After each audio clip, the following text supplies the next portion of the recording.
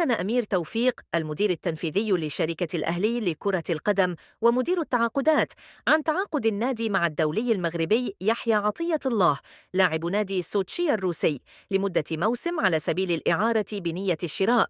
وقام اللاعب بالتوقيع على عقود انضمامه للأهلي وإنهاء كافة الإجراءات الإدارية والمالية في هذا الشأن. وكانت هي سبورت قد أشارت اليوم الجمعة إلى أن عطية الله تواجد بمقر النادي الأهلي رفقة وكيل أعماله للقاء مسؤولي الفريق المصري والاتفاق على تفاصيل العقد بينهما. جدير بالذكر أن عطية الله يرتبط بعقد مع سوتشي الروسي يمتد إلى غاية 30 يونيو 2026، وفي جعبته 22 مباراة مع المنتخب الوطني المغربي الأول الذي شارك معه في نهائيات كأس العالم قطر 2022 ونهائيات كأس إفريقيا للأمم الأخيرة.